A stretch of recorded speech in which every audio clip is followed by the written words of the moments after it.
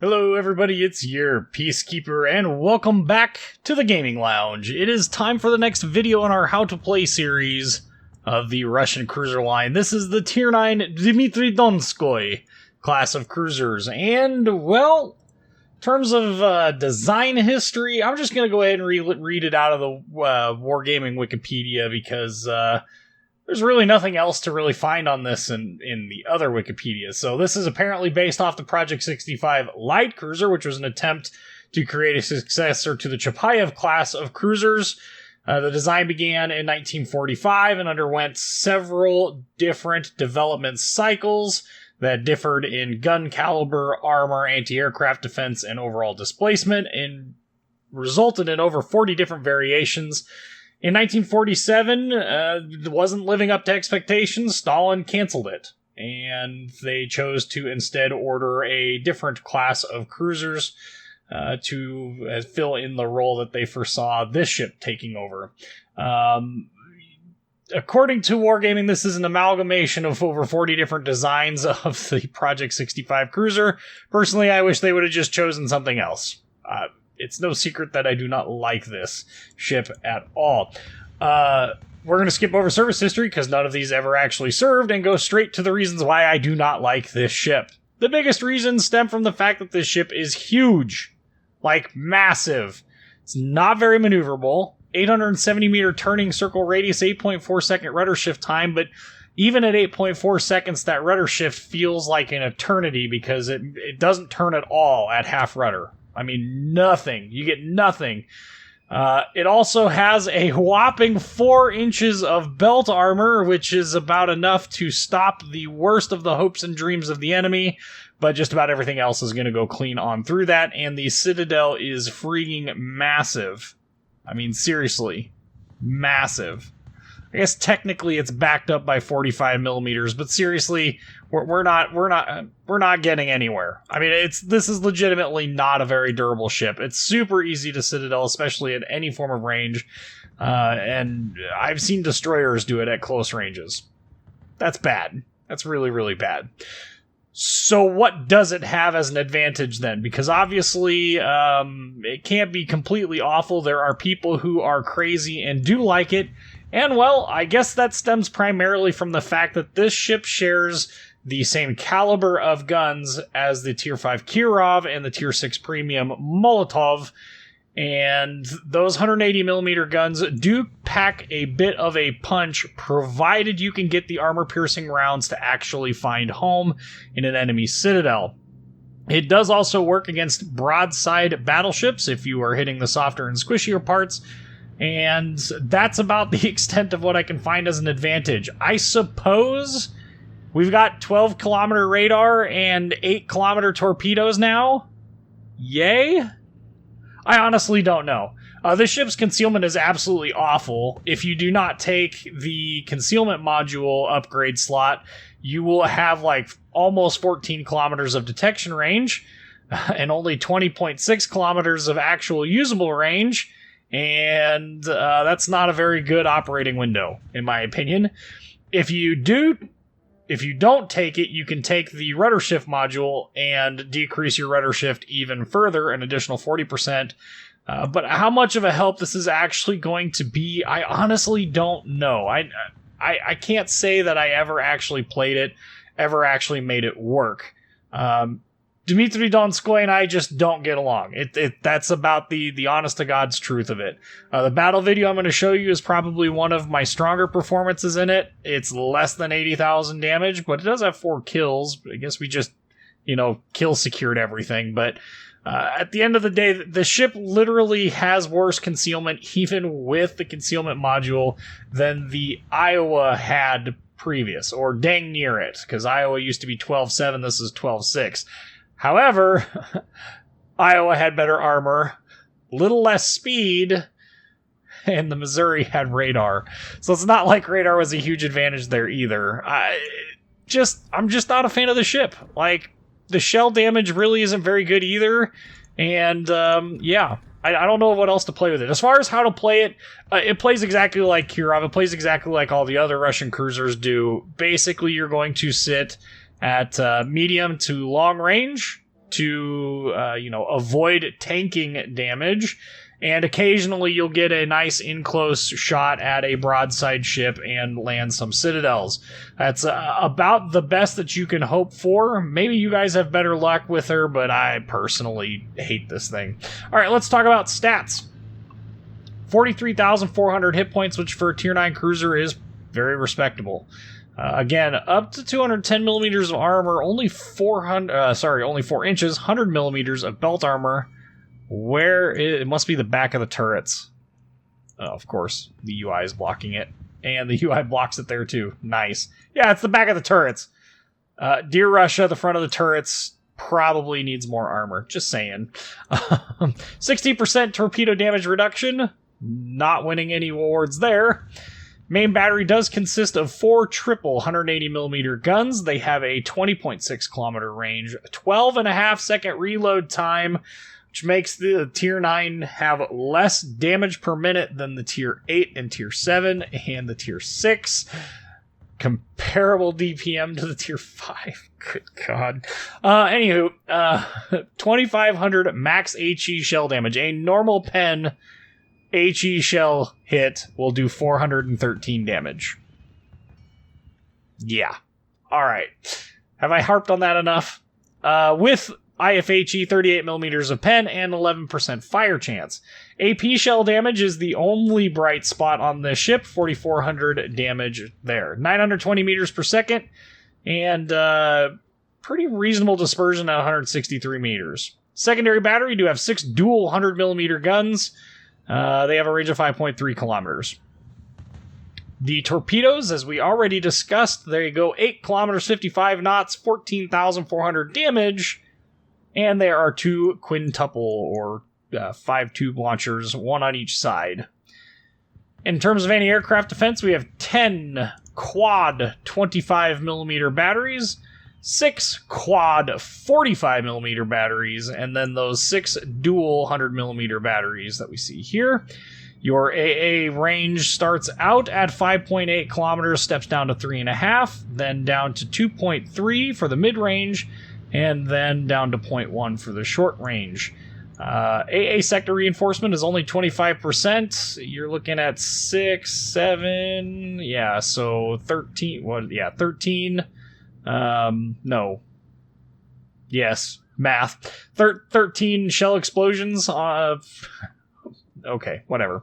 36 knot top speed, 870 meter turning circle radius, 8.4 second rudder shift time. Detection range by sea is going to be 12.6 kilometers and by air 6.2 kilometers.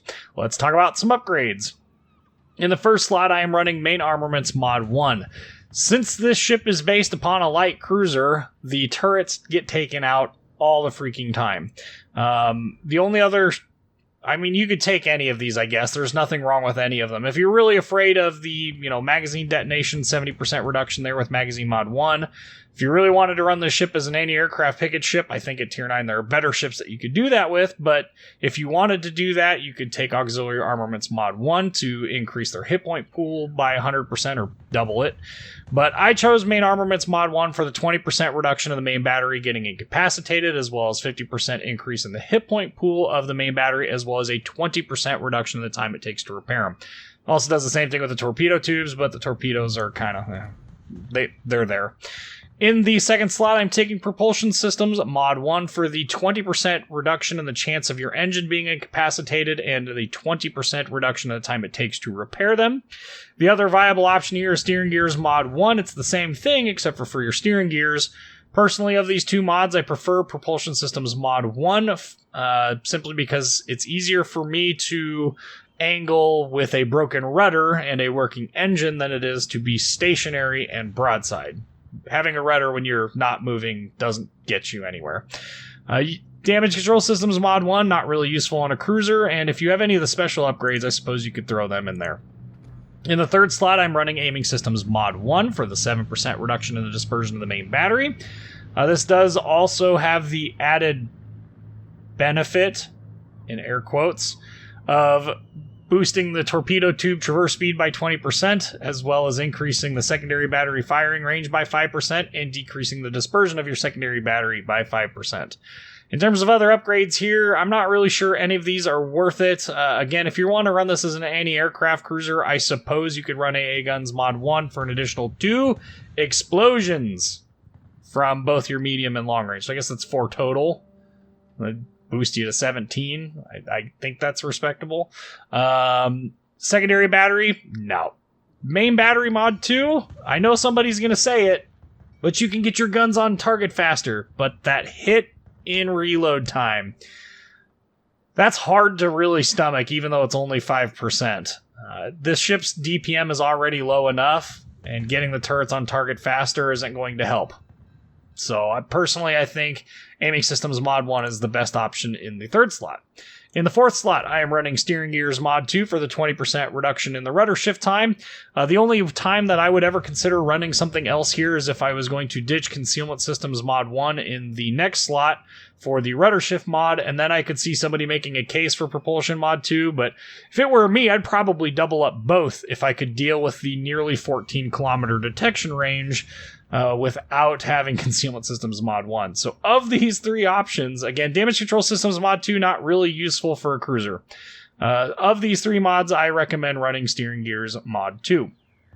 In the 5th slot, I am running Concealment Systems Mod 1 for the 10% reduction in the range in which you are detected, as well as the 10% detection range decrease from aircraft, as well as increasing the dispersion of shells fired at you by 5%. Mostly for the detection range decrease, because let's face it, this thing is massive and really could use a concealment buff. Dear God. There is Steering Gears Mod 3 here for the 40% reduction in rudder shift time, as well as an 80% reduction in the time it takes to repair your steering, if that's something that's important to you. Target Acquisition Systems Mod 1, not really something that I would recommend on this ship. I just don't think that it offers much, honestly. And in the last slot, I am running Gunfire Control Systems Mod 2. This is going to boost the range by 16%. Why did I choose this over Main Battery Mod 3, you might ask? Because having 16% more range means that I'm not trapped at close ranges to fight in a ship that is not maneuverable. I could see a very good case being made for it, and I'll throw this idea out there. Main Battery Mod 3, Steering Gears Mod 3 in the 5th slot, maybe the Engine Mod or the Steering Gears Mod 2 in the 4th slot. I could see that build working out reasonably well at closer ranges, but I still feel like the overall turning circle, it will betray you long before the rudder shift will. So for me, it was just way more comfortable for me to take the extra 16% range. This allowed me to stay at range, which gave me the best chance of not getting citadeled by everything that looked at me funny. And as a result, that's what I chose. You could also run AA Guns Mod 2. Again, if you are looking for the anti-aircraft picket ship, I suppose a good case could be made for running AA Guns Mod 2. However, carriers have already started to wane in terms of population. No shocker there. So I'm not sure exactly how much use that really is.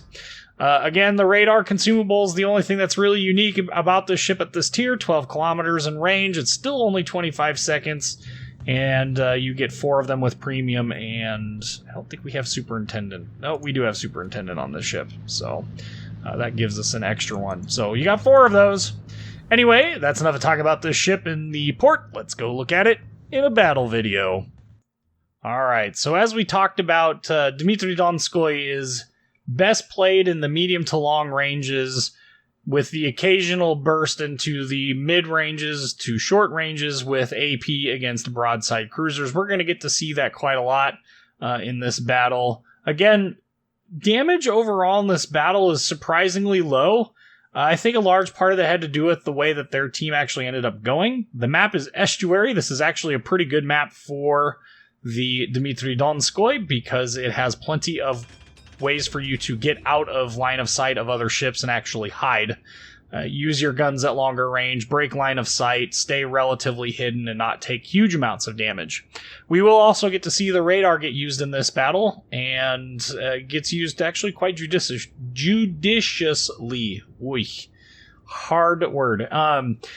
It feels good. I mean, it actually has some use in this battle. We will also get to see torpedoes used, however, no torpedo hits. We'll explain more of that later. So we've spawned on the west side of this map. We are going to head off to the west side of this map, and we are going to hopefully find us some ships to shoot at.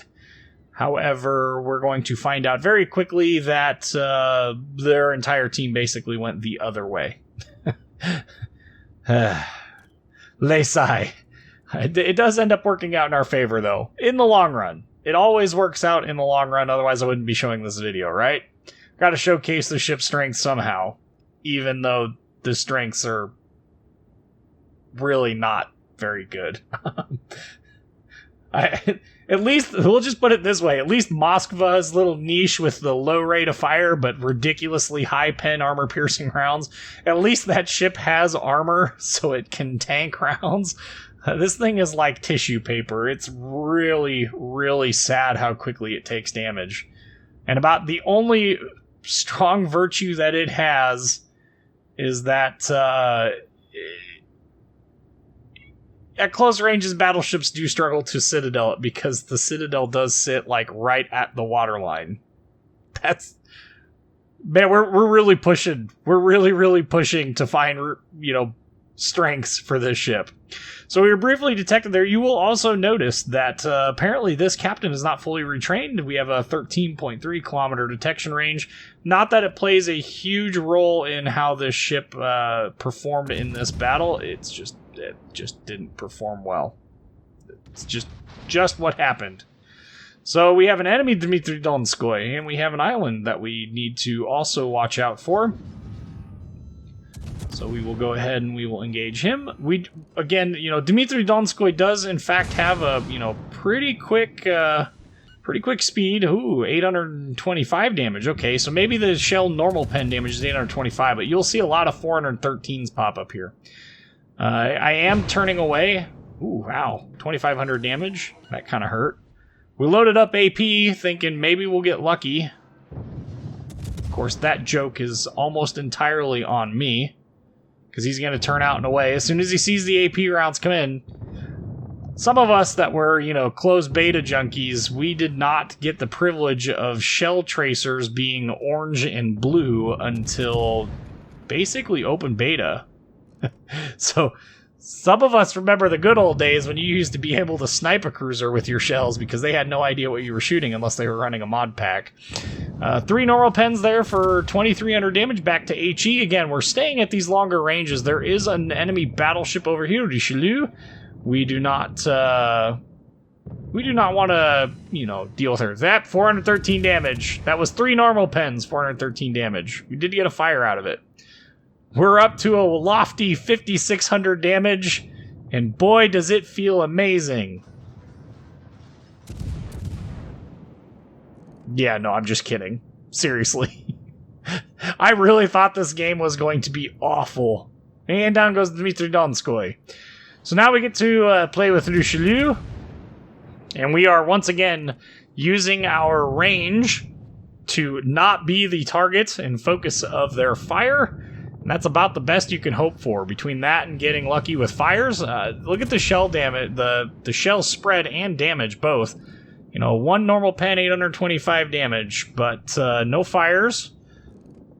Shells are spreading out kind of far, and this has more to do with the way this game's dispersion system works. You guys have heard me rail on that before in the live streams, so I won't rail about it here, but the shell dispersion in this ship can be quite frustrating. There's another single normal pen for 413 damage. I believe technically it's supposed to be 800 something, and I'm not entirely sure why they're coming up as normal pens when they're doing so little. There's 2 normal pens doing 413 damage. Hoy. We're going to continue to focus on the Richelieu. We do have a hipper over here that we need to not ignore entirely, but quite honestly, he's not that scary. Richelieu is finally starting to go forward again, so switching back to leading him, and disappears. I think he ends up dying here. Somebody ends up... Yeah, there he goes. Kitakaze burned him out. Nice. So that basically leaves an Atlanta over by our cap, a Hipper, and an unknown target. Let's switch to AP, because the Hipper is broadside. However, long load times really making this a struggle. Looks like he's slowing down some, so we go ahead and we lead in.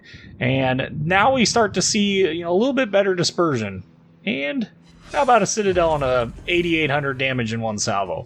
And that's what I was talking about. This ship really does have really good armor-piercing rounds. That's its strength. That will be Moskva's strength as well. And you would be silly to not utilize that to the max. 1 kill, 21,000 damage. We're a quarter of the way through our damage this match. Alright. Think happy thoughts. Their whole team basically disappeared the other side, but ooh, a Sashio just destroyed our Jean Bart.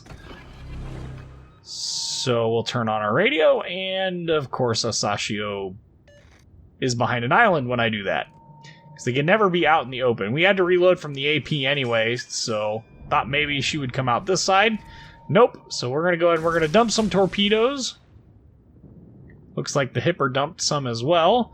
And the Hipper has it up on Hydro, so when our radar goes down right now, still have her up. And ooh, probably could have led a little bit higher there and would have gotten a little bit more maybe, but 4 hits for 3,300 damage. I'll take that.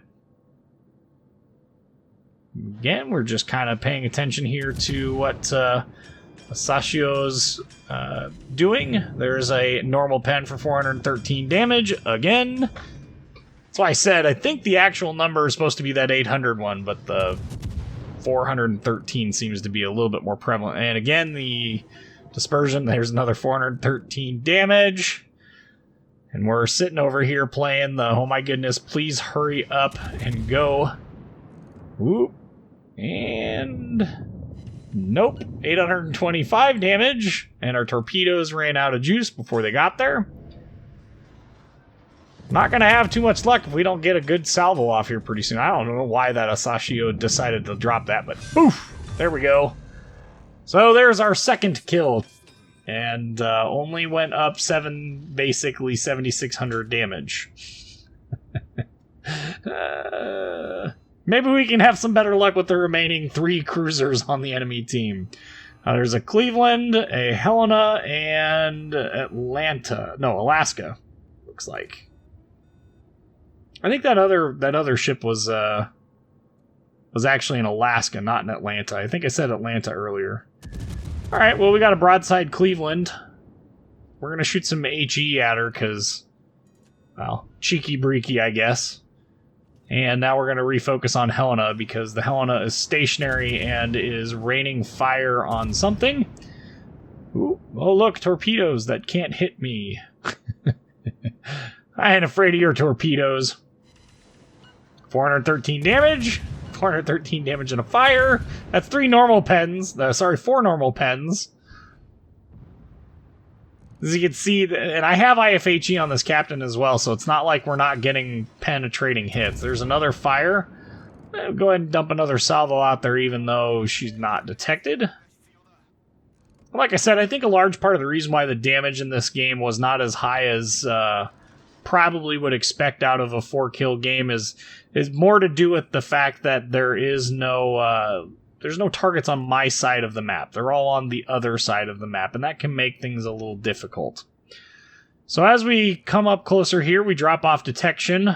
We do have an Alaska over there, again, trying to switch to AP. This is one of those places where expert loader would be extremely useful, but nope. Like I said, the captain was either retraining or he didn't have it, so go ahead and shoot out at the Alaska. We're not detected when we fire, which tells me a lot, actually. Tells me that both the Cleveland and the Helena, which are still alive, are not in a position that they can see me. Of course, the shells shatter, and ooh, hello. Oh, hello. Okay, so we'll shoot at the Cleveland. And there's a Citadel for, looked like just shy of 7,000 damage. We're going to focus the Helena and get these guns out of the fight, and then we'll come back to the Cleveland. Still have AP loaded, it'll be fine. Not angled enough to really matter, and down goes the Helena. There's our third kill. 43,856 damage, still rocking AP. Have you noticed that outside of the destroyer, both of our kills were with AP? Well, full 66% of our kills have been with armor piercing. So we've got a couple of other options that we can take advantage of here, but the one thing that I want to point out is tactically, there's absolutely zero reason to go to their cap. Our Hipper is dead. He's in a really bad position facing off against a battleship and a Cleveland, and then potentially a second battleship, depending on what the Scharnhorst does. Oh, come on. We also burned a radar in there somewhere. Sorry about that. I missed that. So we're gonna slow down here as we come to this, because I don't want to. I definitely don't want to expose myself to the Scharnhorst here unnecessarily. I know the Scharnhorst is really close. I don't know what he's doing. I'm expecting him to come around this corner, and I really wanted to dump the torpedoes, but the Kagero is there. Scharnhorst is turning away, so that means we're going to sneak some shots in on him. And we destroyed his torpedo tubes on this side and set him on fire. He's going to be behind an island before this matters, so we'll go ahead and we'll focus our attention on the Musashi. This would have been a perfect example of when we could have used armor piercing, but I honestly did not believe that Musashi was going to last long enough for us to actually accomplish that. That second salvo, I really don't know what happened there. This Musashi actually lives for what seems like an eternity. Scharnhorst is dead. Yeah, that's a lot of torpedo hits. 3 grand there off the Musashi. And nothing is burning. But the Musashi is lingering. Like, still alive. And here we are trying to get this friggin' garbage scow to turn. Feel like this must be what it feels like to take a cruise liner into into a really narrow port or something. So once again, we're going to transition our guns back to the right. Over here we have an Iowa class and a Cleveland class. I've got a level of hindsight about this decision that I made here. We got detected by the Cleveland first. There's the Iowa now shooting at me. We survived that salvo by some strange miracle. I'm like, yes. We got 30 seconds to go. Ooh, took a little bit of damage. I wish I would have held those torpedoes and launched them a little bit further forward. And that's all right. We got another fire on the Iowa. We're going to take a little bit of damage. Look at how quickly this thing just eats damage. Seriously. At this point, I'm really hoping the torpedoes hit. So we're going to look, and yet, no. That's what I was saying about wishing I would have pushed them a little bit further forward. Oh well, it happens. Could have probably gotten a little bit more damage had we actually aimed at... Oh, ouch. The Iowa did not like Kagero. Went full on a Nowaki on her. I think, was Nowaki a Kagero? I think Nowaki was a Kagero. That's pretty ironic, actually. That's like Atlanta and Akatsuki going at each other. Some history there. So at this point, we're going to loop around.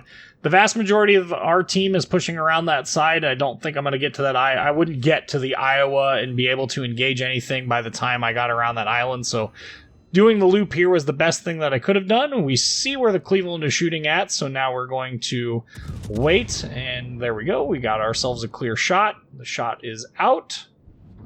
The Iowa is burning to death. 1,200 off that, and the Iowa goes down to the Boise. Well, I guess it could have been in Atlanta. I guess we'll have to look at the end screen. For some odd reason... Oh, Musashi's a tier 9. Haha! And there we go. We get our Cleveland with an ironic 1911 damage. So that's kind of the end of it. You can see how the ship is played. You use the islands a lot in this one to just break line of sight. It's not like the U.S. cruisers where you use them to shoot over. But 72,334 damage, 4 kills, 6 fires, 2 Citadel hits, 120 shell hits overall. Not a huge amount of damage per shell hit. Do we get to see the team score? I don't know. I think at the end of this, I was just in shock that I managed to make it through. There we go. I didn't die. 1439 base XP. There's the damage and XP screen and credits. Anyway, I hope you guys have found this video enjoyable. I really don't like this ship. There are far better Tier 9 cruisers. Maybe it's just me and the way I play it. I just can't get it to work for me. Anyway, I'm your Peacekeeper. Like, comment, subscribe if you haven't already. And thanks for watching.